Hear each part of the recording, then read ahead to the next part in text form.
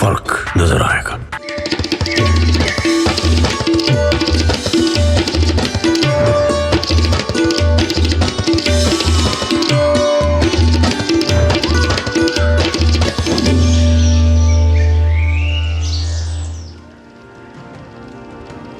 नमस्कार, एक नई सुबह की शुरुआत के साथ हम हाजिर हैं नए तेवर और नए कलेवर के साथ। नया सवेरा के इस खास अंक को लेकर मैं हूं कृतिका और मेरे साथ है मेरी सहयोगी भावना।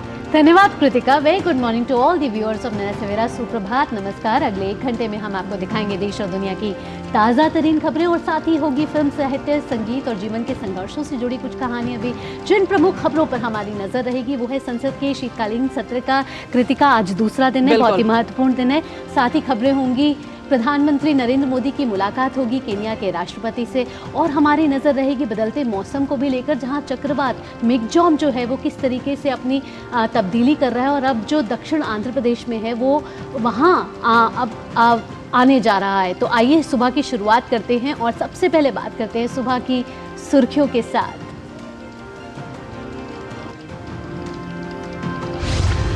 संसद के शीतकालीन सत्र के दूसरे दिन लोकसभा में जम्मू कश्मीर से संबंधित 2 महत्वपूर्ण विधेयक सूचीबद्ध। राज्यसभा में देश की आर्थिक स्थिति पर होगी अल्पकालिक चर्चा।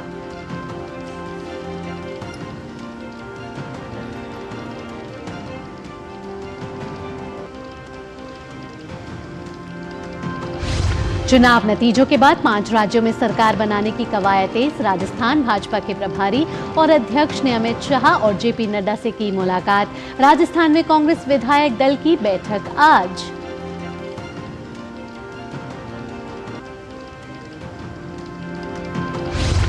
चक्रवात मिगजॉम के कारण आंध्र प्रदेश और तमिलनाडु के कई हिस्सों में तेज बारिश। चक्रवात के आज आंध्र प्रदेश में बापटला से टकराने की संभावना। सेना कर रही है राहत बचाव कार्य।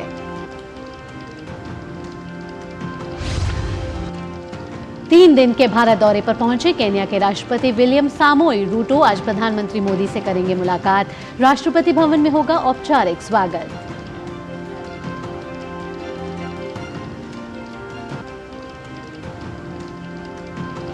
कर्नाटक के विजयपुरा में एक गोदाम में हादसा। अनाज की बोरियां ढहने से 10 से ज्यादा मजदूर फंसे। 3 मजदूरों को निकाला गया बाहर।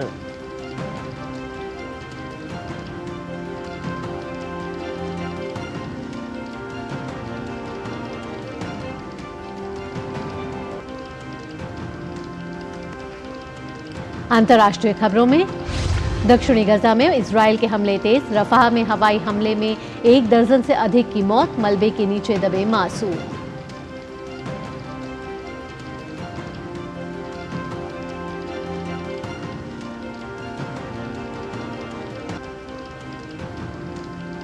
और खेल की खबरों में, मलेशिया में आज से जूनियर हॉकी विश्व कप का आगाज। भारत का सामना दक्षिण कोरिया से आज।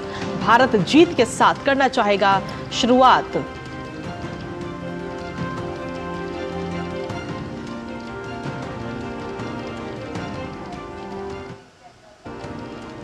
और नया सवेरा में सबसे पहले देखते हैं देश भर की कुछ खास खबरें। बिल्कुल, और खास खबरों में सबसे पहले हम बात करेंगे संसद की, जहां शीतकालीन सत्र के दूसरे दिन आज लोकसभा में केंद्रीय गृह मंत्री अमित शाह जम्मू और कश्मीर आरक्षण संशोधन विधेयक 2023 और जम्मू और कश्मीर पुनर्गठन संशोधन विधेयक 2023 चर्चा और पारित करने के लिए पटल पर रखेंगे।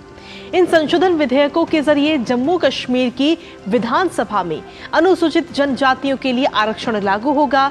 साथ ही विस्थापित कश्मीरी समुदाय से 2 सदस्यों और पाकिस्तान के कब्जे वाले कश्मीर से विस्थापित 1 सदस्य को उपराज्यपाल द्वारा मनोनीत किए जाने का प्रावधान भी इसमें किया गया है। वहीं राज्यसभा की अगर बात करें तो राज्यसभा में प्रश्नकाल के बाद दोपहर 12 बजे से देश की आर्थिक स्थिति पर एक अल्पकालिक चर्चा होगी।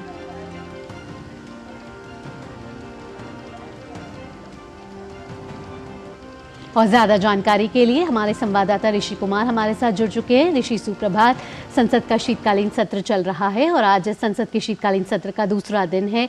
जम्मू कश्मीर से जुड़ा हुआ विधेयक है, साथ ही साथ अगर राज्यसभा की बात करें तो आर्थिक स्थिति पर जो है वो बात हो सकती है। और क्या महुआ मोइत्रा पर एथिक्स रिपोर्ट कमेटी जो है वो क्या वो रिपोर्ट पेश कर सकती है? देखिए, जहाँ तक आज के अगर विधायी कार्यों की सूची को देखें तो निश्चित तौर से लोकसभा में बेहद महत्वपूर्ण 2 विधेयक सूचीबद्ध किए गए हैं, जिसमें जम्मू कश्मीर से संबंधित आरक्षण और पुनर्गठन से संबंधित तो ये 2 विधेयक हैं। ये हम जानते हैं 2 विधेयक पहले ही लोकसभा में पेश किए जा चुके हैं। अब इसको पारित करने के लिए और चर्चा करने के लिए लाया जाएगा। जहाँ तक इन दोनों विधेयकों की बात करें तो जैसे कि आपने भी बताया कि आरक्षण के जरिए जो जम्मू कश्मीर आरक्षण संशोधन विधेयक है, इसके जरिए अनुसूचित जाति जनजाति के लोगों के लिए जो आरक्षण का प्रावधान है उसको सुनिश्चित करने का यह संशोधन विधेयक है। तो वही जो पुनर्गठन से संबंधित जम्मू कश्मीर का जो विधेयक है वो राज्यों की संघ सूची में शामिल करने के लिए इस पुनर्गठन को शामिल किया गया है इस विधेयक को। जहाँ तक बात करें कि आर्थिक स्थिति पर चर्चा की तो राज्यसभा में चर्चा निश्चित तौर से जो अल्पकालिक चर्चा है, शेड्यूल डिस्कशन कहते हैं इसको, तो 4 घंटे की चर्चा करीब करीब होती है। इसमें हमने देखा है अभी तक करीब 12-14 लोगों के नाम सूचीबद्ध किए जा चुके हैं और उन लोगों की चर्चा शुरू करनी है। हालांकि इसमें बात है कुछ नाम जोड़े जा सकते हैं। जहाँ तक महुआ मोइत्रा की बात करें तो महुआ मसले पर सांसद महुआ मोइत्रा के मसले पर ये पूरी की पूरी जो कवायद है सियासी यहाँ पर दिखाई दे रही है। लोकसभा में जिस तरीके से विपक्ष ने कहा कि उनके खिलाफ अगर कोई भी कार्रवाई की जाती है कम से कम चर्चा जरूर होनी चाहिए, तो अब इस पर पशुपेश है कि क्या उस पर चर्चा हो। स्पीकर इस पर अपना निर्णय लेंगे। और पूरी की पूरी कार्रवाई को अगर हम देखें तो कल हमने देखा था काफी शांतिपूर्ण तरीके से विधेयक पारित हुए। हालांकि लोकसभा में शुरुआत में शोर शराबा हंगामा हुआ, लेकिन जो कामकाज है उसे सुचारू रूप से चला। जी ऋषि, अगर देखा जाए तो जिन 2 विधेयकों की आज बात की जा रही है जो कि जम्मू कश्मीर से जुड़े हुए हैं, उन दोनों विधेयकों पर क्या विपक्ष की तरफ से कोई अलग से रणनीति बनाई गई है? नहीं, देखिए, इस तरीके के विधेयक जहां तक विपक्ष की बात है तो पहले भी इसको समर्थन मिला है जी। और इसमें सिर्फ कुछ संशोधन जरूर विपक्ष की तरफ से रहेंगे, जो कि विपक्ष आमतौर पर ये करता भी है। लेकिन अगर मूलतः इस संशोधन विधेयकों की बात करें, जब जैसे कि आरक्षण विधेयक है तो उस पर विपक्ष का मुझे नहीं लगता कि कोई बहुत ज्यादा उस तरीके का विरोध होगा, लेकिन हाँ, उनके सुझाव और संशोधन जरूर हो सकता है। जी ऋषि, जिस तरीके से राज्यसभा में आज आर्थिक स्थिति, देश की आर्थिक स्थिति पर अल्पकालिक चर्चा हो सकती है, तो क्या हंगामे के आसार देखे जा सकते हैं? देखिए, जहाँ तक हंगामे की बात करें तो हंगामा तो कभी भी हो सकता है कि विपक्ष का एक तरीके से उनकी कोशिश रहती है कि मुद्दों को आकर्षित करने के लिए, ध्यान आकर्षित करने के लिए तरीके की गतिविधियां पूरी देखी गई हैं। लेकिन जिस तरीके से अभी तक जो माहौल दिखाई दिया है सदन में, कल से जो हमने देखा था, वो आगाज बताता है कि शांतिपूर्ण माहौल में संसद चलने की इस बार उम्मीद ज्यादा है। वनस्पत इसके के शोर शराबा और हंगामा हो, लेकिन अभी तक जो हालात हैं जिसमें हम कह सकते हैं कि आर्थिक स्थिति पर जब चर्चा होगी तो निश्चित तौर से गहमागहमी होगी और विपक्ष के आरोप रहेंगे। ऐसी स्थिति में वित्त मंत्री का भी इसमें बीच में या तो वो बयान दे सकती हैं या फिर इंटरव्यू कर सकती हैं, तो उस पर उनके विपक्ष की क्या प्रतिक्रिया रहेगी। तो ये जो सदन के अंदर जो स्थिति बनती है वो तत्कालिक स्वरूप में भी कई बार अलग अलग रूप में दिखाई देती है। और फिलहाल जो विपक्ष की तरफ से और सत्ता पक्ष की तरफ से कोशिश यही है कि सदन को सुचारू रूप से चलाया जाए। बिल्कुल ऋषि, और साथ ही क्या ये भी उम्मीद की जाए कि आज के अलावा जो आगे आने वाले दिन हैं उन दिनों में भी संसद का जो सत्र है, राज्यसभा और लोकसभा दोनों ही शांतिपूर्ण तरीके से चले? बिल्कुल, देखिए, अभी तक जो स्थितियां बन रही हैं ऐसा कोई मुद्दा खास विपक्ष ने नहीं रखा है जिससे कि गतिरोध की स्थिति बने। अब अगर आप बात करें इस आर्थिक मुद्दे पर चर्चा को लेकर, तो जिस तरीके से सत्ता पक्ष ने कहा कि हम किसी भी मुद्दों पर चर्चा करने के लिए तैयार हैं और दूसरे दिन ही अगर आर्थिक स्थिति पर चर्चा के लिए सरकार राजी हो गई और उस पर चर्चा हो रही है, तो ये बताता है कि सामंजस्य बनने की उम्मीद दिखाई दे रही है। देखना ये होगा कि ये सामंजस्य कब तक बना रहता है।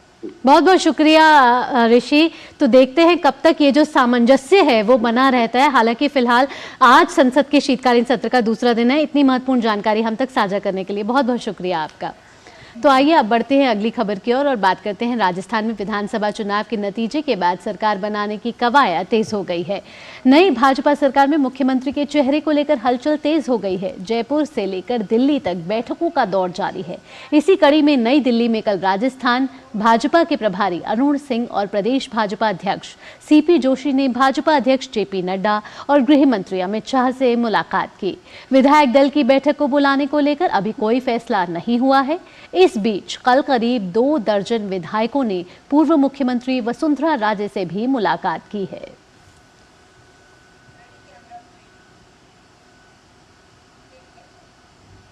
और वहीं राजस्थान में कांग्रेस विधायक दल की बैठक आज सुबह 11 बजे प्रदेश कांग्रेस मुख्यालय पर होगी। इस बैठक में नेता प्रतिपक्ष के नेता चयन का अधिकार कांग्रेस आलाकमान को सौंपने को लेकर के प्रस्ताव पारित होगा। वहीं कांग्रेस आलाकमान ने राष्ट्रीय महासचिव मुकुल वासनिक व हरियाणा के पूर्व मुख्यमंत्री भूपेंद्र हुड्डा को पर्यवेक्षक के रूप में नियुक्त किया है। प्रतिपक्ष के नेता पद के लिए पूर्व उप मुख्यमंत्री सचिन पायलट, पूर्व स्वायत्त शासन मंत्री शांति धारीवाल और प्रदेश अध्यक्ष गोविंद सिंह डोटासरा के नामों पर विचार किया जा रहा है। वहीं मध्य प्रदेश में हुए विधानसभा चुनावों में कांग्रेस की करारी हार हुई है। राज्य में कांग्रेस की बुरी हार के बाद पार्टी के राज्य अध्यक्ष कमलनाथ ने कहा था कि हम जनता का निर्णय स्वीकार करते हैं। कमलनाथ दिल्ली में कांग्रेस अध्यक्ष मल्लिकार्जुन खड़गे से मुलाकात कर सकते हैं। कांग्रेस हाईकमान कमलनाथ से नाराज चल रहा है और ऐसी संभावना जताई जा रही है कि कमलनाथ से इस्तीफे की मांग की जा सकती है।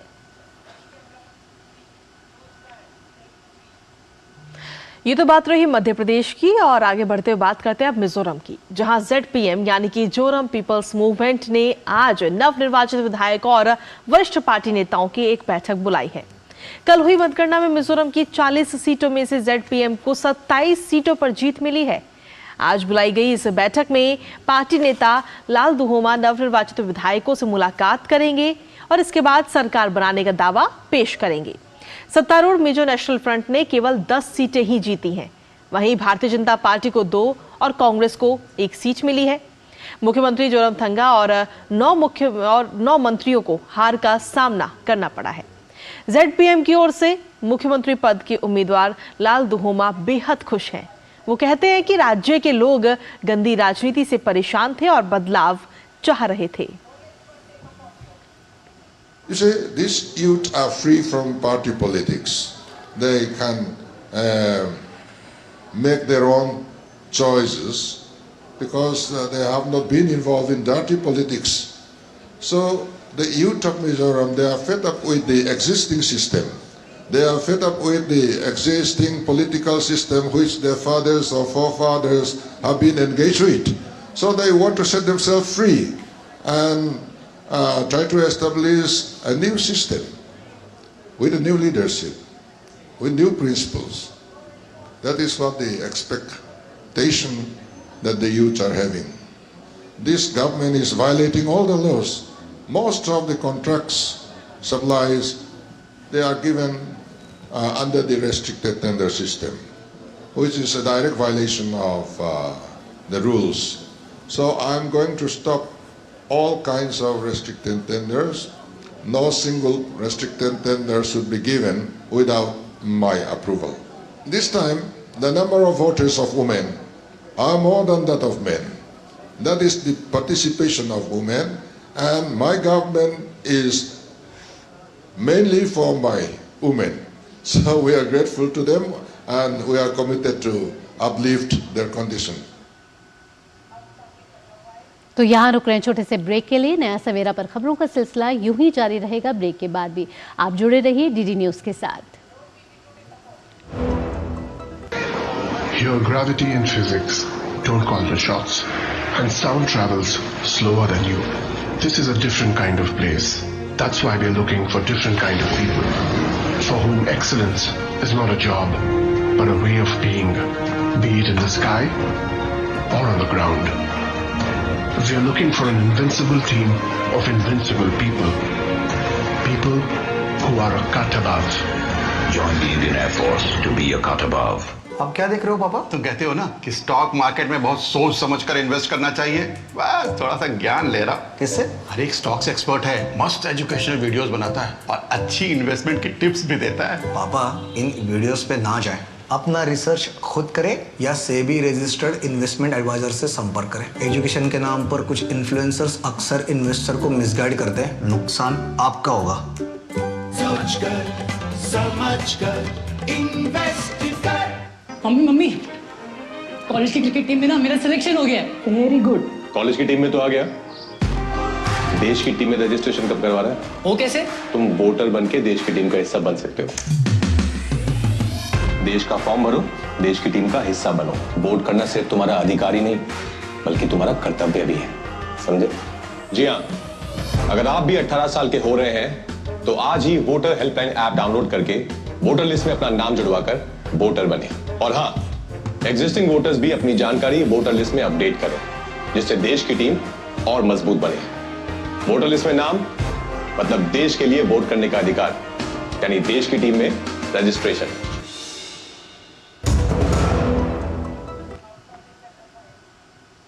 नया सवेरा में ब्रेक के बाद एक बार फिर आपका स्वागत है और अब बात करते हैं एक अहम खबर की, यानी कि चक्रवात मिग्जॉम की। बिल्कुल, और चक्रवात मिग्जॉम जो है बंगाल की खाड़ी के ऊपर बना गहरे दबाव का क्षेत्र चक्रवाती तूफान मिग्जॉम में तब्दील हो चुका है और मौसम विभाग के अनुसार ये उत्तर दिशा की तरफ लगातार बढ़ रहा है और आज दोपहर तक इस तूफान के बापटला के पास नेल्लौर और मछलीपट्टनम के बीच दक्षिण आंध्र प्रदेश तट को पार करने की भी संभावना नजर आ रही है।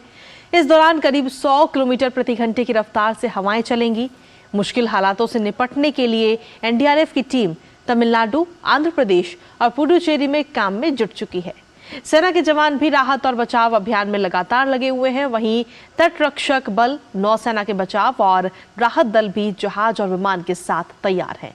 दरअसल इस तूफान के असर से चेन्नई और आसपास के इलाकों में चेंगलपेट, कांचीपुरम और तिरुवल्लुर में रविवार से ही भारी बारिश भी हो रही है, जहां तेज बारिश और तूफान के कारण कई इलाकों में पेड़ भी गिर गए। लोगों को सुरक्षित स्थानों पर से निकालने के लिए भारतीय सेना ने मुगलिवकम और मरपक्कम इलाकों में राहत और बचाव अभियान भी चलाया है। चक्रवात के कारण समुद्र तट से लगे 140 से ज्यादा ट्रेनों को कैंसिल कर दिया गया। चेन्नई, तिरुवल्लुर, कांचीपुरम और चेंगलपट्टू जिलों में सभी स्कूल, कॉलेज और सरकारी दफ्तरों में भी आज छुट्टी है। वहीं मौसम विभाग का कहना है कि मिग्जॉम का असर 6 तारीख तक रहेगा। मौसम विभाग के अनुसार चक्रवात के कारण 6 और 7 दिसंबर को बंगाल के कई जिलों में हल्की बारिश हो सकती है, जिसमें मेदिनीपुर, झारग्राम, परगना, कोलकाता, हावड़ा और हुगली शामिल है। वहीं तूफान का आंध्र प्रदेश और तमिलनाडु में असर ज्यादा होने की वजह से सरकार और प्रशासन ने सभी को सुरक्षित स्थानों पर रहने की ही सलाह दी है। साथ ही मछुआरों को 6 तारीख तक समुद्र में ना जाने का भी सुझाव दिया गया।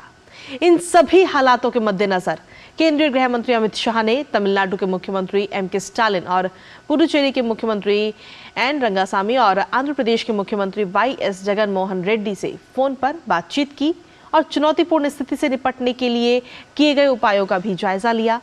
वहीं अमित शाह ने लोगों की जान बचाने के लिए उन्हें केंद्र सरकार की ओर से सभी जरूरी सहायता का भी आश्वासन दिया है। एनडीआरएफ की पर्याप्त तैनाती पहले ही की जा चुकी है। आगे की सहायता के लिए अतिरिक्त टीमें भी तैयार हैं।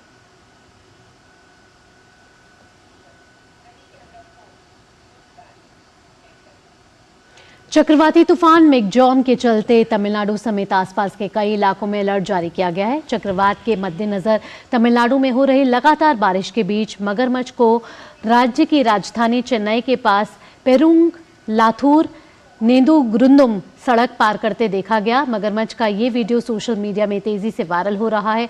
पर्यावरण, जलवायु परिवर्तन और वन की अपर मुख्य सचिव सुप्रिया साहू ने सोशल मीडिया प्लेटफॉर्म एक्स पर ट्वीट कर बताया कि शहर के कई जल निकायों में कुछ मगरमच्छ हैं, जिनमें से एक मगरमच्छ बारिश के कारण बाहर आ गया है और अगर इन्हें उकसाया ना जाए तो कोई हानि नहीं होगी।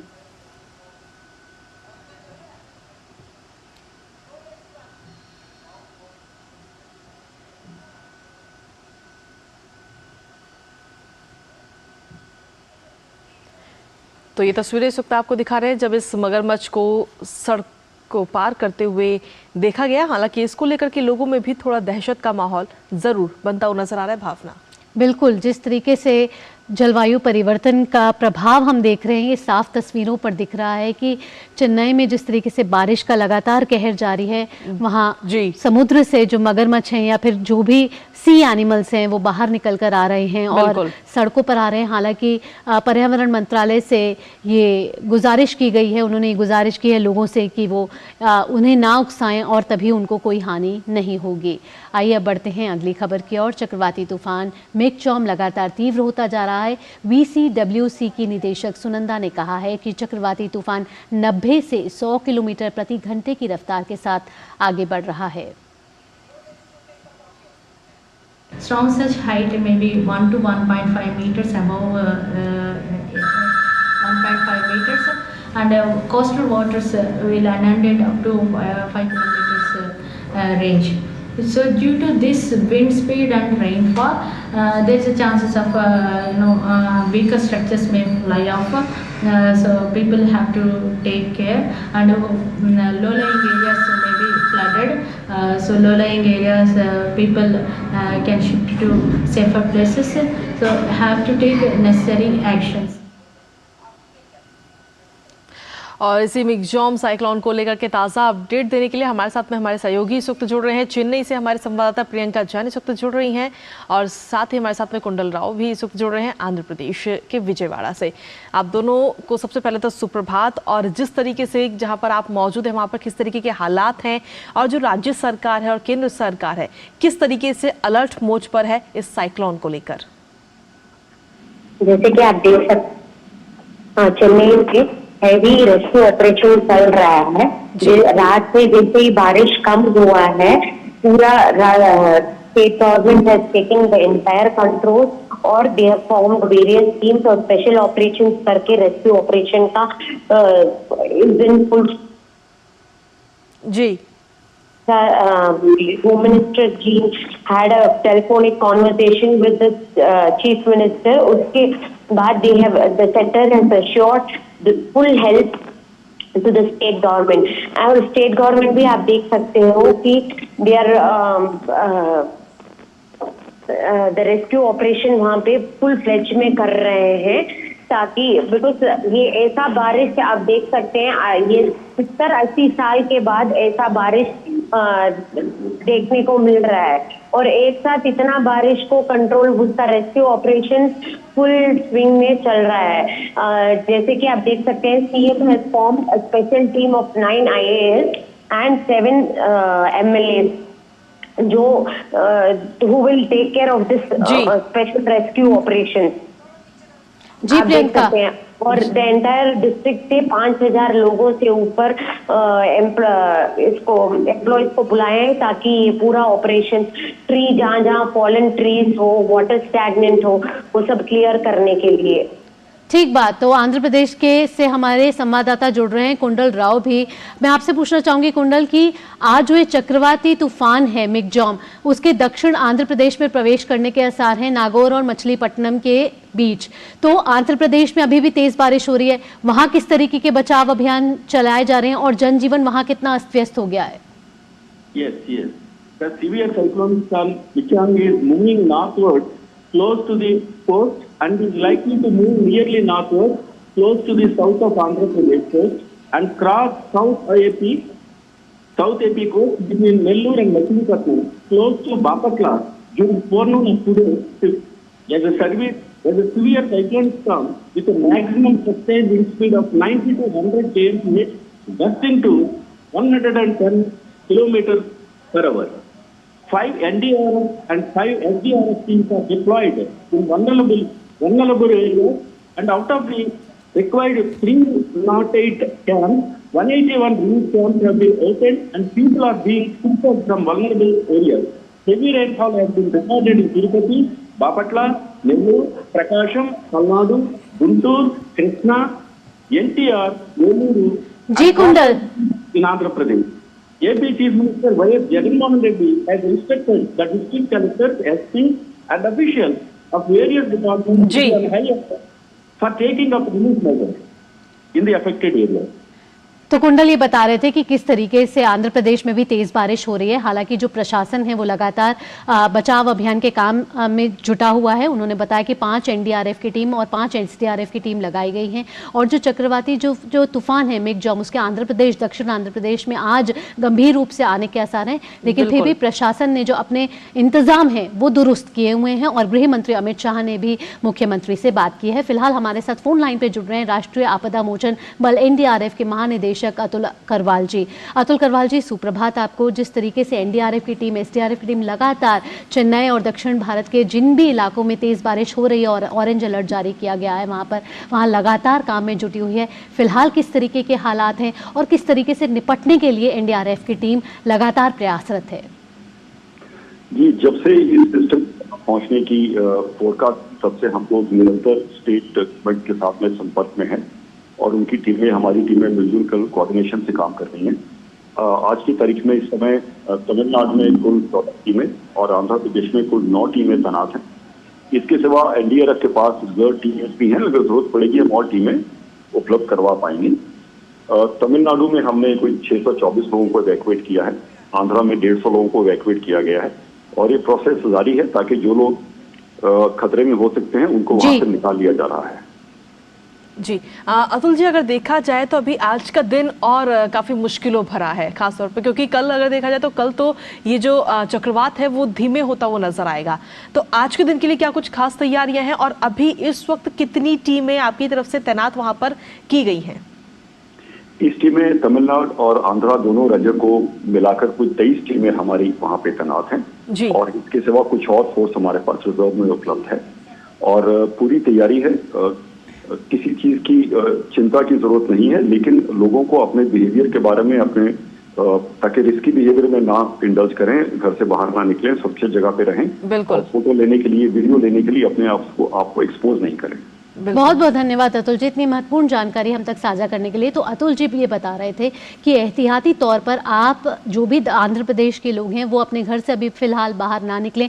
मछुआरों को भी एहतियात दिया गया है कि वो भी समुद्र के पास ना आए, क्योंकि आज जो ये चक्रवात मिगजॉम है वो थोड़ा गंभीर रूप ले सकता है, लेकिन किसी भी तरीके से पैनिक करने की ज़रूरत नहीं है। अपने घर पर रहें, सुरक्षित रहें। और इसी बात पर प्रियंका चेन्नई से जुड़ी थी हमारे साथ, उनका बहुत धन्यवाद। कुंडल राव आंध्र प्रदेश से जुड़े थे और अतुल जी आपका तीनों का बहुत बहुत धन्यवाद चक्रवात मिगजॉम से जुड़ी इतनी महत्वपूर्ण जानकारी हम तक साझा करने के लिए। बिल्कुल, और खबरों का सिलसिला जो है वो नया सवेरा पर यूं ही लगातार जारी है, लेकिन फिलहाल इस खास बुलेटिन में वक्त एक छोटे से ब्रेक का है। आप बने रहिए हमारे साथ और देखते रहिए दूरदर्शन समाचार। कब तक लंबी लाइनों में और बिताइएगा? डिजिटल पेमेंट अपनाइए, चुटकी में हल पाइए। पुराने तरीके कब तक अपनाइएगा? डिजिटल पेमेंट बहुत आसान है, देखिए चुटकी में पेमेंट चुका। बटवा ढूंढ रहे? डिजिटल पेमेंट अपनाइए, कभी भी कहीं भी और सुरक्षित। हमने तो इन्हें डिजिटल पेमेंट करना सिखा दिया है। आपने? आरबीआई कहता है कि डिजिटल पेमेंट अपनाओ, औरों को भी सिखाओ। तुम्हें पता है इन्वेस्टर्स के लिए एक इन्वेस्टर प्रोटेक्शन फंड होता है, IPF। लेकिन अगर तुम्हारा ट्रेड एक्सचेंज पर एग्जीक्यूट नहीं हुआ या फिर कोई गारंटीड रिटर्न्स वाली स्कीम है तो ये IPF आपकी मदद नहीं कर सकता है। और अगर आपका ब्रोकर ही डिफॉल्टर बन जाए तो फिर IPF आपको कॉम्पेंसेशन दिला सकता है। कहां से सीखा? NSE की साइट पर। सोचकर समझकर इन्वेस्ट कर। माँ, ये खेल किसके लिए? आज तेरे दादाजी का जन्मदिन है, उनके लिए। तो मैं दादाजी को क्या दूँ? अपना मोबाइल फोन देना। ये क्या कर रही है? दादाजी के लिए आयुष्मान कार्ड बना रही हूँ। घर बैठे? हाँ। आयुष्मान ऐप पर जाकर अपना या परिवार के सदस्य का नाम लाभार्थी सूची में ढूंढे, आधार, OTP या फेस ऑथ द्वारा ऑथेंटिकेट करें, डिटेल्स भरें, अब मोबाइल से फोटो खींचकर अपलोड करें। दादाजी, ये लीजिए अपना आयुष्मान कार्ड। ये उपहार तो जीवन भर काम आएगा। और एक प्रकार से PM जय अब गरीबों की जय बन गई है। 5 लाख तक के मुफ्त उपचार की गारंटी, स्वास्थ्य का वरदान आयुष्मान। ब्रेक के बाद नया सवेरा में फिर से आपका स्वागत है और अब बात करते हैं भारत दौरे पर आए केन्या के राष्ट्रपति की। बिल्कुल, भारत के दौरे पर नई दिल्ली पहुंचे केन्या के राष्ट्रपति विलियम सामोई रूटो का आज राष्ट्रपति भवन में औपचारिक स्वागत किया जाएगा। रूटो आज प्रधानमंत्री नरेंद्र मोदी के साथ बातचीत करेंगे। विलियम सामोई रूटो आज शाम को राष्ट्रपति द्रौपदी मुर्मू से भी मुलाकात करेंगे। इस यात्रा से दोनों देशों के बीच द्विपक्षीय संबंध मजबूत होंगे। वहीं रूटो के साथ एक उच्च स्तरीय प्रतिनिधिमंडल भी आया है। राष्ट्रपति विलियम सामोई की ये पहली भारत यात्रा है। सामोई 3 दिन के भारत के दौरे पर हैं।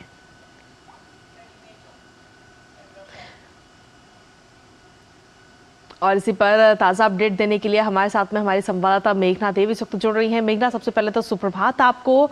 और जिस तरीके से केन्या के राष्ट्रपति का ये 3 दिन का भारत दौरा है, कितना खास और कितना अहम है ये दौरा?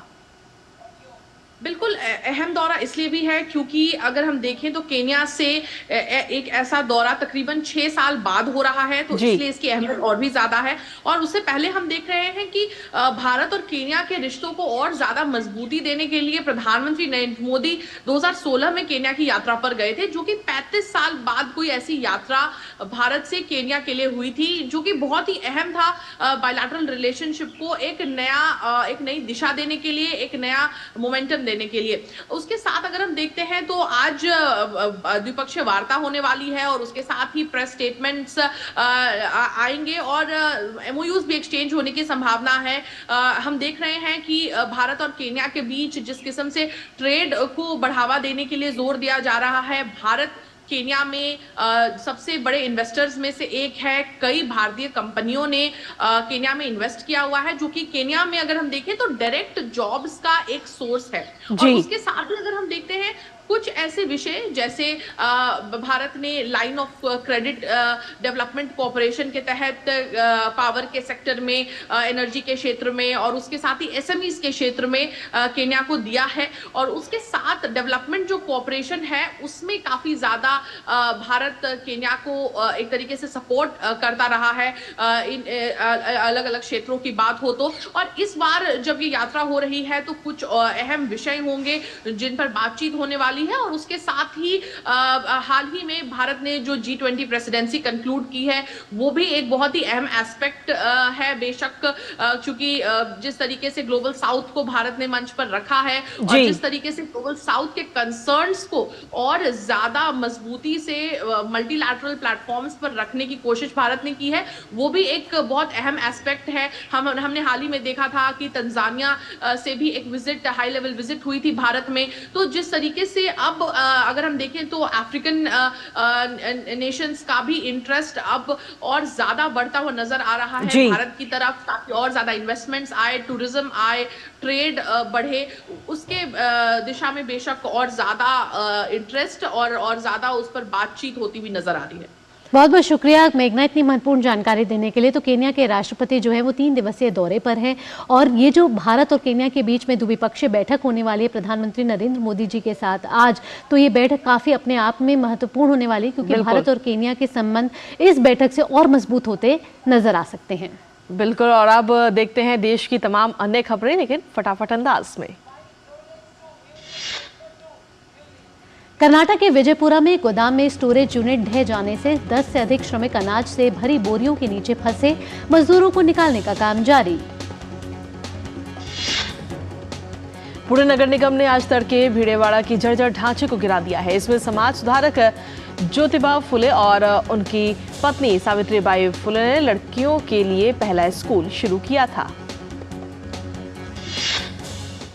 पाकिस्तान से लौटा सिख तीर्थयात्रियों का जत्थे में शामिल तीर्थयात्रियों ने कहा, धूमधाम से मनाया गुरु नानक देव जी का 554वां प्रकाश पर्व। दिल्ली में वायु गुणवत्ता बेहद खराब श्रेणी में बनी हुई है। आनंद विहार में AQI 340, अशोक विहार में 315, ITO दिल्ली में 307 और जहांगीरपुरी में 332 है।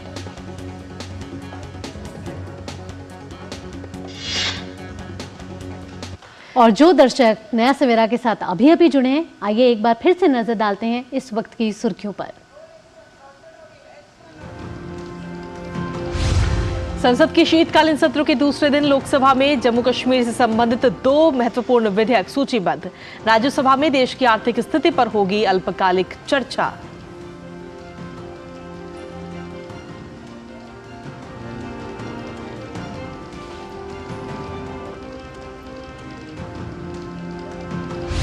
चुनाव नतीजों के बाद 5 राज्यों में सरकार बनाने की कवायद तेज। राजस्थान भाजपा के प्रभारी और अध्यक्ष ने अमित शाह और जेपी नड्डा से की मुलाकात। राजस्थान में कांग्रेस विधायक दल की बैठक आज।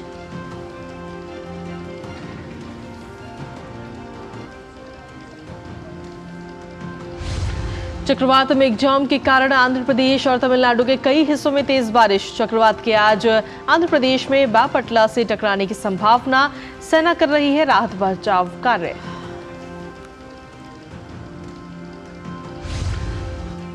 तीन दिन के भारत दौरे पर पहुंचे केन्या के राष्ट्रपति विलियम सामोई रूटो आज प्रधानमंत्री मोदी से करेंगे मुलाकात। राष्ट्रपति भवन में होगा औपचारिक स्वागत।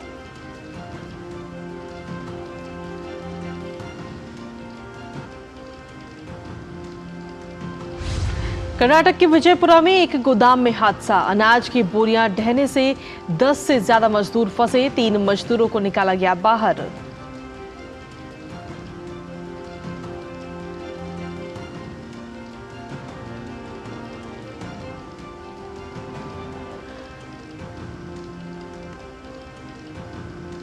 अंतर्राष्ट्रीय खबरों में दक्षिणी गजा में इजरायल के हमले तेज। रफा में हवाई हमले में 1 दर्जन से अधिक की मौत। मलबे के नीचे दबे मासूम।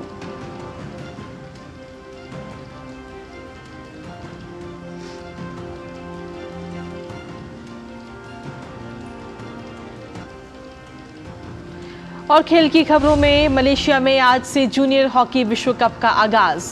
भारत का सामना दक्षिण कोरिया से आज। भारत जीत के साथ करना चाहेगा शुरुआत।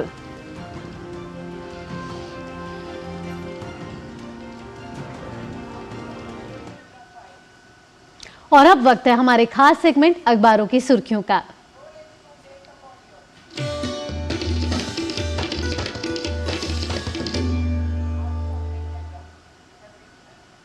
और अखबारों की सुर्खियां जानने के लिए सीधा रुख करते हैं इस वक्त न्यूज रूम का, जहां हमारी सहयोगी संध्या शर्मा इस वक्त मौजूद है।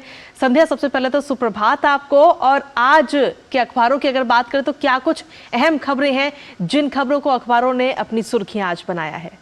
सुप्रभात कृतिका और भावना। अखबारों की सुर्खियों की अब अगर हम बात करें तो कल से संसद का शीतकालीन सत्र शुरू हुआ है और इसे आज सभी अखबारों ने प्रमुखता के साथ अपने पहले पेज पर लिया है। दरअसल संसद के सत्र शुरू होने से पहले प्रधानमंत्री नरेंद्र मोदी ने जो कुछ बातें कही उसको लेकर आज पहले पेज पर ही खबरें प्रकाशित हुई है।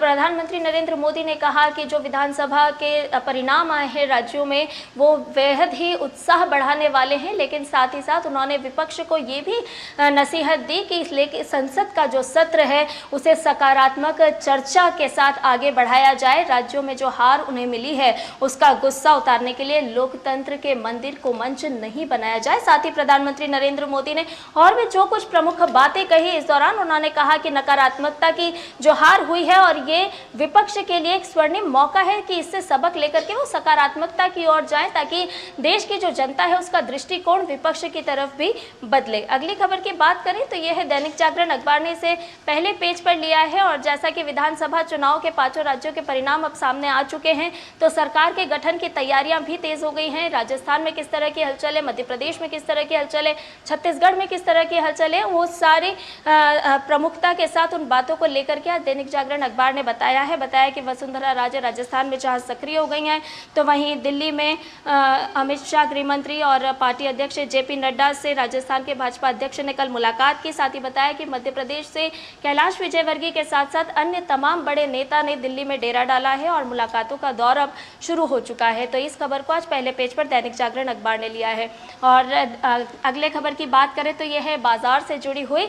सभी अखबारों ने आज इस खबर को प्रमुखता के साथ लिया है और डीडी न्यूज़ ने भी कल इस खबर को बताया था। दरअसल जिस तरह से चुनाव के परिणाम सामने आए हैं तो उसने शेयर बाजार में भी एक अच्छी और सकारात्मक ऊंची छलांग लगाई है। तो इसी खबर को बताया है कि चुनावी नतीजों से न केवल राजनीतिक दल, मतदाता और उम्मीदवार झूमे बल्कि शेयर बाजार भी झूमा और सूचकांक 1384 अंकों के साथ अंक चढ़ करके बंद हुआ।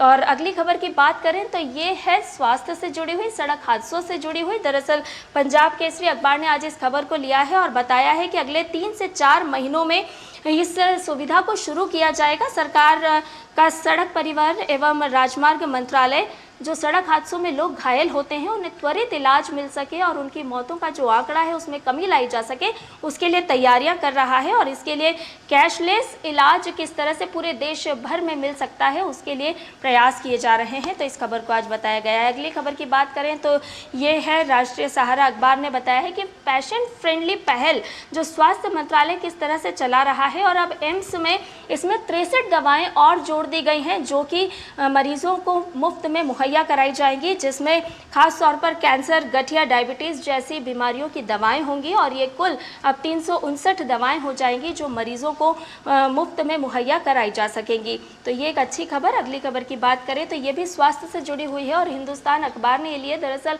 हेपेटाइटिस दिवस के मौके पर विशेषज्ञ जब एक कार्यक्रम को संबोधित कर रहे थे तो उन्होंने ये दावा किया है कि भारत में हर चौथे व्यक्ति फैटी लीवर से पीड़ित है और उसकी वजह से दिल के दौरे यानी कि दिल के खतरे में 15% का इजाफा हो जाता है। तो फैटी लीवर कम करने की ज़रूरत है, इसके प्रति सचेत और जागरूक रहने की ज़रूरत है।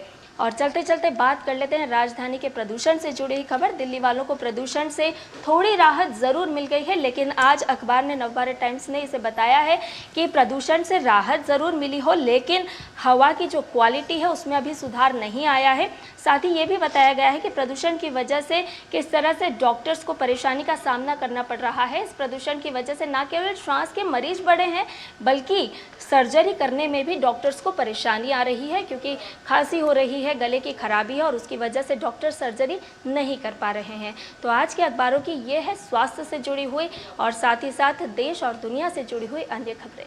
बहुत बहुत शुक्रिया संध्या, इतनी अच्छी खबरें, इतनी सकारात्मक खबरें, सेहत से जुड़ी खबरें, कारोबार से जुड़ी खबरें जो भी अखबारों में प्रकाशित हुई हैं उनको समेटने के लिए और हम तक पहुंचाने के लिए और हमारे दर्शकों तक पहुंचाने के लिए। बिल्कुल, और खबरों का सिलसिला भी जो है वो नया सवेरा में यूं ही लगातार जारी है, लेकिन फिलहाल बुलेटिन में वक्त एक छोटे से ब्रेक का हो गया। आप बने रहिए हमारे साथ। मोदी सरकार की गारंटी, कोई नहीं रहेगा भूखा। हर महीने 80 करोड़ लोगों को मिल रहा है मुफ्त राशन। हमारा संकल्प विकसित भारत।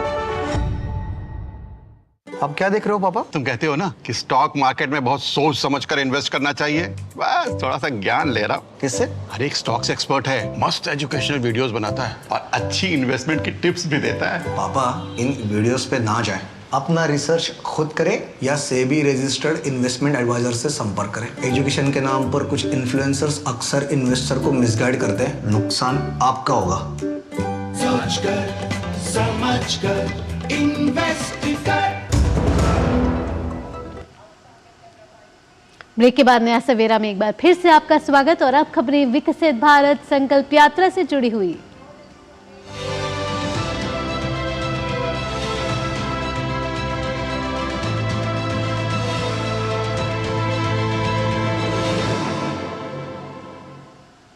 विकसित भारत संकल्प यात्रा का कार्यक्रम देश भर में आयोजित किया जा रहा है। उत्तर प्रदेश के ललितपुर के ग्रामीण इलाकों में भी इस कार्यक्रम को लेकर बेहद उत्साह का माहौल है। इस कार्यक्रम के माध्यम से ग्रामवासियों को केंद्र सरकार की कल्याणकारी योजनाओं के बारे में जानकारी दी जा रही है। आइए आपको दिखाते हैं। देश भर में जन कल्याण के उद्देश्य से विकसित भारत संकल्प यात्रा की शुरुआत की गई। इसके माध्यम से केंद्र सरकार की योजनाओं को जन जन तक पहुंचाने और इससे लाभान्वित हुए लोगों को अपने अनुभव साझा करने का मौका मिला। प्रधानमंत्री द्वारा शुरू की गई विकसित भारत संकल्प यात्रा को लेकर उत्तर प्रदेश के ललितपुर के ग्रामीण इलाकों में उत्साह का माहौल है। विकसित भारत संकल्प यात्रा की मोबाइल वैन के माध्यम से ग्रामवासियों को केंद्र सरकार की योजनाओं की जानकारी दी जा रही है। विकसित भारत संकल्प यात्रा मेहरौनी विकासखंड के समोगर और तालबेहट विकासखंड के बमहोरी सर तथा खादी गांव पहुंची, जहां लोगों ने केंद्र सरकार की विभिन्न योजनाओं से हुए लाभ के बारे में अपने अनुभव साझा किए। मुझे सम्मान निधि भी मिलती है, 13-14 किस्तें मिल चुकी हैं और है जो गांव में मीटिंग आई, जिन लोगों को नहीं मिल रहे उनके कागज भी लिए हैं। सभी लोग वर्ग के अधिकारी भी आए हैं और गाड़ी बहन भी आई है। विकसित निधि से सम्मान निधि समझाया गया है। योजनाएं चल रही हैं वो हमको वो यानी कि लाभदायक हैं। क्योंकि सम्मान निधि भी नहीं पहले मिलती थी, अब मिलने लगी है, तो उसका पैसा मैं लेके अपने खेती बाड़ी में लगा रहा हूँ। इसलिए मुझे तो इस सरकार से बहुत गुजरात है कि बहुत अच्छी कार्य कर रही हैं। जो बीज खाद के लिए किल्लत होती थी वो भी अब किल्लत नहीं हो रही है, सबको मिल रहा है। मेरा पक्का मकान आवास बनवा दिया है और मेरी शौचालय भी बनवा दी गई है और मेरा आयुष्मान कार्ड भी बनवा दिया, जिससे मैं फ्री इलाज 5 लाख का करवा सकती हूँ। इस कार्यक्रम के मौके पर ताल बेहट के बीडीओ दीपक कुमार यादव ने लोगों को केंद्र सरकार की योजनाओं के बारे में जानकारी दी। करोड़ खानी में कार्यक्रम थे। इसके तहत जो शासन की प्रमुख योजनाएं हैं उसमें जो जनता है उनको जागरूक किया गया, लाभार्थियों को योजनाओं के बारे में, पात्रता के बारे में बताया गया है और जो लाभार्थी किसी वश रह गए हैं उनके लिए पंजीकरण कैंप लगाए गए हैं, जिससे वो अपना रजिस्ट्रेशन करवा सके। विभिन्न विभागों के स्टॉल लगाए गए हैं ताकि वो अपने योजनाओं के बारे में जनता को अवगत कराएं। इस मौके पर विकसित भारत की शपथ कार्यक्रम के साथ साथ विभिन्न विभागों के लगाए गए स्टॉल्स पर आवेदकों की भारी भीड़ देखी गई। Bureau report, DD news. और चलिए बुलेटिन में आगे बढ़ते हुए अब देखते हैं दुनिया भर की कुछ खास और अहम खबरें।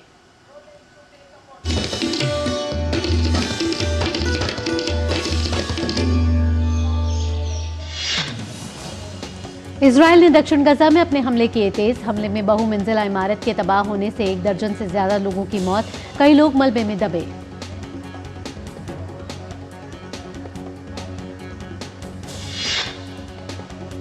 इजराइल ने गजा में जमीनी हमले किए तेज। हमास के साथ आमने सामने की लड़ाई में 2 इजरायली सर्जेंट मारे गए और 2 अन्य सैनिक घायल हो गए।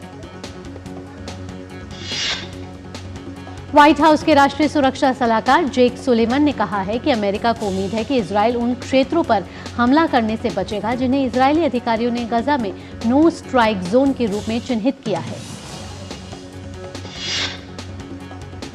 तंजानिया में भीषण बाढ़ के कारण मची तबाही से मरने वालों की संख्या बढ़कर 63 हो गई है।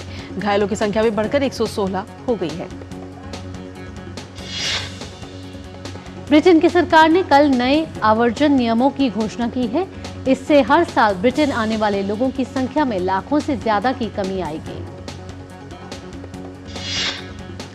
ब्रिटेन के कुम्ब्रिया में कुछ हिस्से भीषण बर्फबारी के बाद बर्फ से ढक गई हैं, जिसके कारण बड़े पैमाने पर बिजली गुल हो गई है और लगभग 200 वाहन फंसे हुए हैं।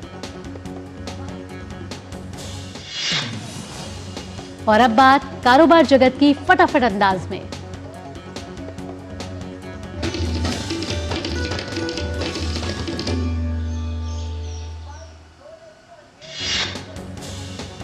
बैंक ऑफ बड़ौदा ने बीओबी के संग त्योहार की उमंग उत्सव के तहत मेरा परिवार मेरा बैंक के टैगलाइन के तहत बीओबी परिवार सेविंग अकाउंट लॉन्च किया है।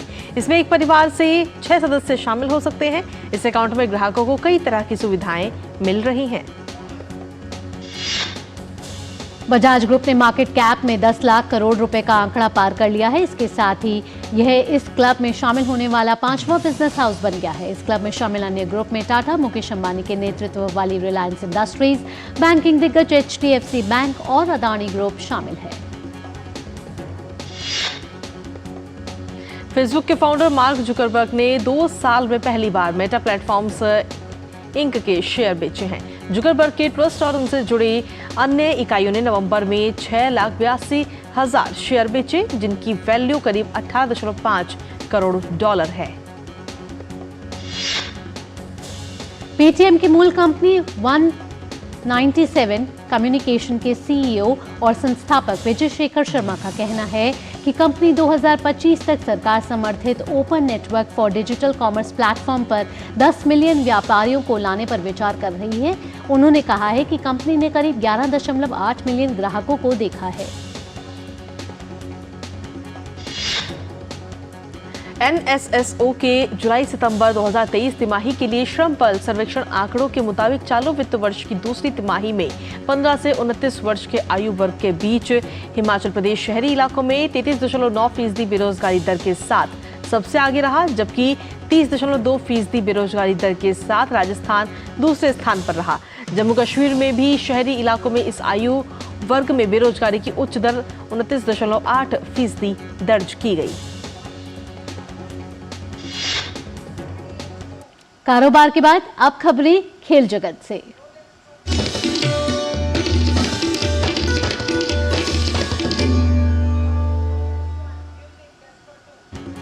भारतीय जूनियर पुरुष हॉकी टीम मलेशिया में खेले जा रहे जूनियर हॉकी विश्व कप में आज कोरिया की टीम के सामने होगी। भारतीय टीम की नजर जीत के साथ आगाज करने पर भारतीय टीम ग्रुप सी में है मौजूद। दक्षिण अफ्रीका ने भारत के खिलाफ T20I वनडे और टेस्ट सीरीज के लिए अपनी टीम का ऐलान कर दिया है। कप्तान तेम्बा बावूमा और केगिसो रबाड़ा को लिमिटेड ओवर सीरीज से बाहर कर दिया गया है। हालांकि दोनों खिलाड़ी टेस्ट सीरीज में वापसी करेंगे। भारतीय महिला क्रिकेट टीम हरमनप्रीत कौर की अगुवाई में कल मुंबई के वानखेड़े स्टेडियम में 3 मैचों की T20 सीरीज के पहले मुकाबले में उतरेगी। T20 के बाद दोनों टीमें 14 दिसंबर से शुरू होने वाले एकमात्र टेस्ट में एक दूसरे के आमने सामने होंगी। England test series test cricket team के head coach Brendon McCullum Bharat के खिलाफ आगामी टेस्ट सीरीज को बड़ी चुनौती मानते हैं। इंग्लैंड और भारत के बीच 5 मैचों की टेस्ट सीरीज 25 जनवरी से शुरू होंगी।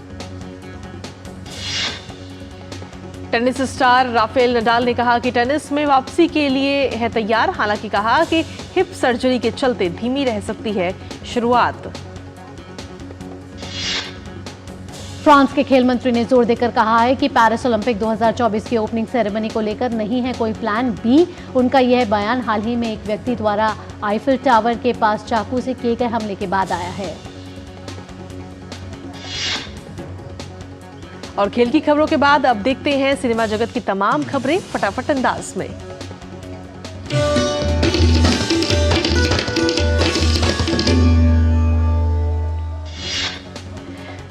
ब्लॉकबस्टर फिल्म KGF फैम अभिनेता यश 8 दिसंबर को अपनी अगली फिल्म का ऐलान करने वाले हैं।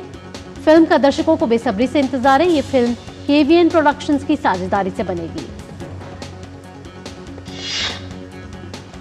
अभिनेता अक्षय कुमार की आगामी फिल्म हाउसफुल 5 अब 6 जून 2025 को रिलीज होगी। अक्षय ने पोस्ट शेयर करते हुए लिखा, मनोरंजन होगा अब 5 गुना ज्यादा। 6 जून 2025 को सिनेमाघरों में मिलते हैं।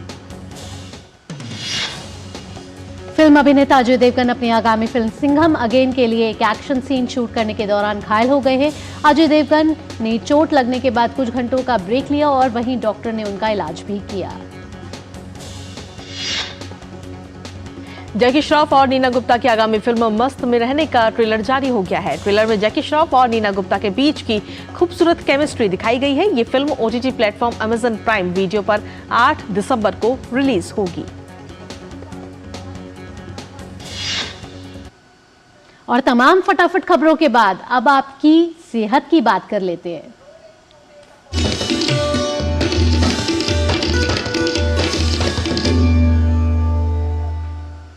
संक्रमण और बीमारियां स्वास्थ्य के लिए बड़ा खतरा है। मजबूत रोग प्रतिरोधक क्षमता से इन बीमारियों या फिर संक्रमण से ग्रस्त होने का जो खतरा है उसे कम किया जा सकता है और उससे कम हो जाता है। शरीर के प्रतिरक्षा तंत्र का मजबूत होना बेहद जरूरी है। प्रतिरोधक क्षमता बढ़ाने में उपयोगी क्या है, आइए देखते हैं इस रिपोर्ट के जरिए।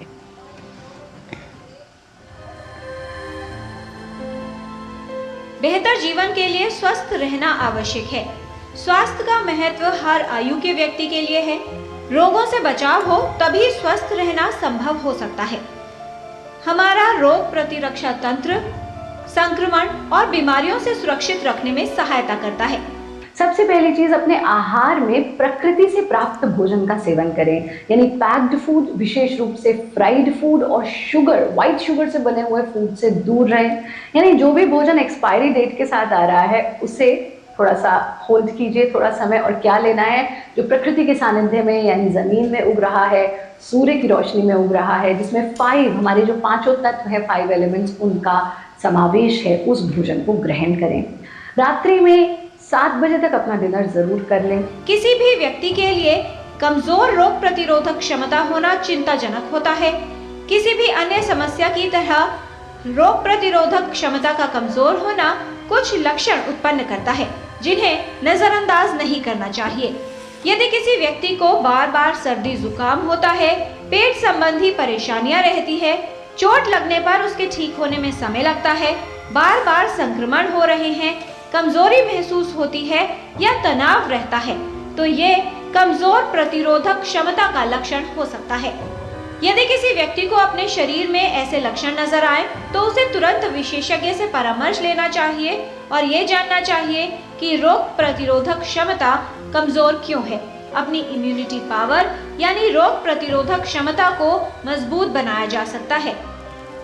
ये बहुत बहुत महत्वपूर्ण है कि आप एम्पल स्लीप लें, यानी समय से सोएं, समय से जगें। यदि हम योगाभ्यास की बात करें तो उसमें विशेष रूप से आपको प्राणायाम का अभ्यास इम्यूनिटी को स्ट्रॉन्ग करने के लिए बहुत बहुत लाभकारी है। अगर हम लाइफस्टाइल की बात करें तो सूर्य आत्मा जलतस्थस्तुश्च स्वाहा, सूर्य के लिए कहा गया और प्रत्यक्ष देवता है, तो 20 मिनट्स ऑफ सनलाइट जरूर लें। दिन में 5 बार दिल खोल करके हंसे। सिर्फ इतना भी यदि आप दिन में 5 बार कर लेते हैं, आपके फेफड़ों की क्षमता बढ़ जाएगी, ऑक्सीजन का फ्लो शरीर में बेहतर तरीके से होने लगेगा, आप खूबसूरत दिखेंगे और आपकी इम्यूनिटी स्ट्रांग होगी। और सबसे महत्वपूर्ण चीज़, अपनी डाइट में हल्दी को ज़रूर ऐड करें, अदरक को ज़रूर ऐड करें, तुलसी को ज़रूर ऐड करें। तुलसी और हल्दी तो एंटीबायोटिक का काम भी करती हैं। और अपनी डाइट में जितना हो सके उतना लिक्विड्स, विशेष रूप से जल का सेवन ज़रूर करें। खुश रहें। हमारे जीवन शैली, खान पान, शारीरिक श्रम, तनाव और कुछ अन्य कारक हैं जो रोग प्रतिरोधक क्षमता को प्रभावित करते हैं। यदि आप रोगों से दूर रहना चाहते हैं, संक्रमण से बचाव करना चाहते हैं और स्वस्थ रहना चाहते हैं तो अपनी रोग प्रतिरोधक क्षमता को मजबूत कर आप बीमारियों से बच सकते हैं और बेहतर स्वस्थ जीवन पा सकते हैं। किरण भारद्वाज, डीडी न्यूज। और नया सवेरा में अब बात कर लेते हैं मौसम की।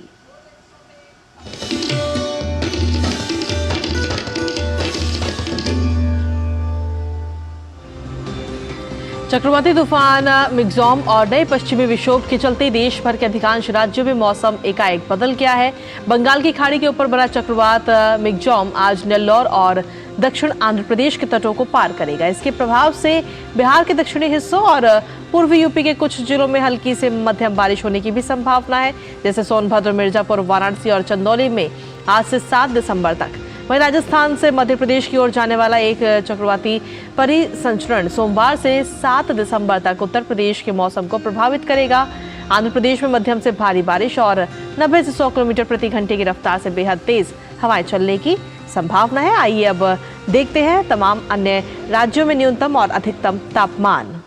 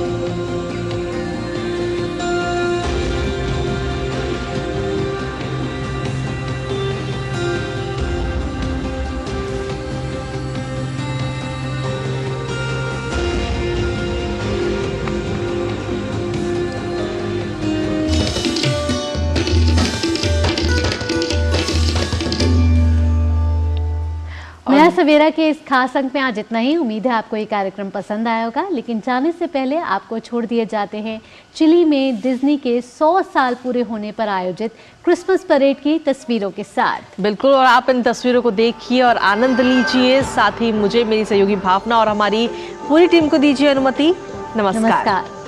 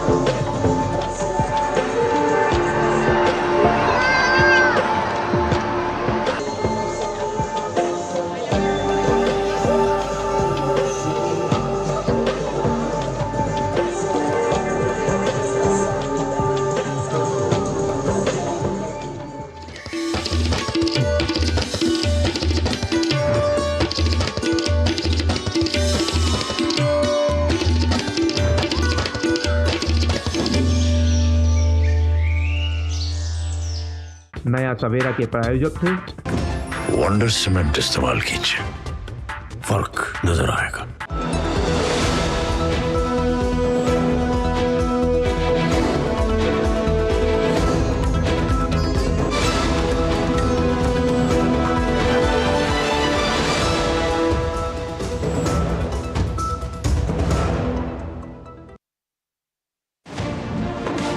दुनिया की बिसात, शहमात का खेल, वैश्विक कूटनीति, सियासी तालमेल, उभरती नई विश्व व्यवस्था, पर्यावरण अर्थव्यवस्था, ग्लोबल वार्मिंग ही नहीं ग्लोबल वार्निंग भी,